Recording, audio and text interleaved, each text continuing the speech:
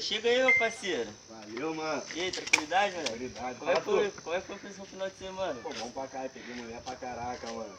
Pô, aí, dia 19 tem MCTH lá no Gripala, você Tô vai lá, partir, né? mano, é claro, aí tu vamos fechar lá, pô. É isso. Queria te fazer uma pergunta, velho. Fala aí, ó, pô. tu tá no deserto sozinho, maior calor do caralho. O que tu ia querer? Água. Então toma.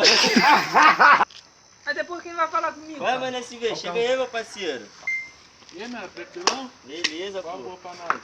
Pô, semana que vem, domingo agora, nós vamos partir pro Galeta, né? Ah, claro, pô, de lei, pô. Pô, mas eu queria te fazer uma pergunta. Se tu estivesse no deserto, sozinho, maior calor do caralho, sem ninguém, tu sozinho, o que tu ia querer? Ah, claro que é água, né? Toma.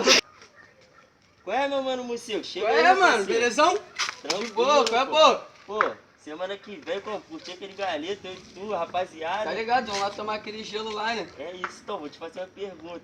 Faz aí, mano. Se tu estivesse no deserto sozinho, você e mais ninguém, maior calor do cara, o que tu ia querer? Pô, tá maluco? Lógico que era água, Então pô. toma.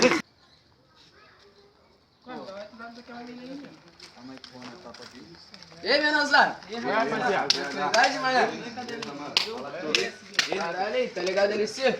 Qual foi? Otário, mano, que ele fez com nós. Aqui, mano. Otário, menor. Molhou geral, mano. Otário, mano. A gente tava ali tranquilão.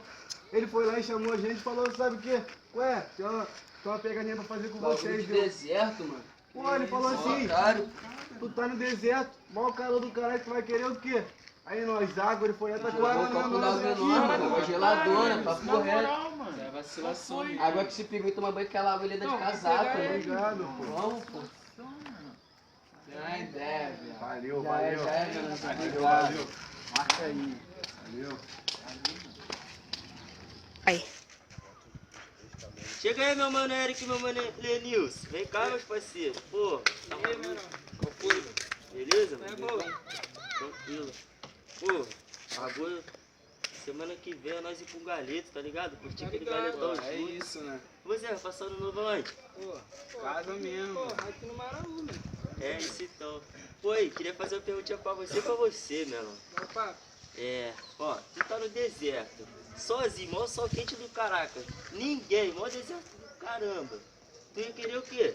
querer uma 51, claro. Que 51 Pô, Skull Beat, né? Tu ia querer Skull Beat? Claro. Essa não é Qual é a resposta resposta, não, então? Qual é a cara. resposta então? É água, pô!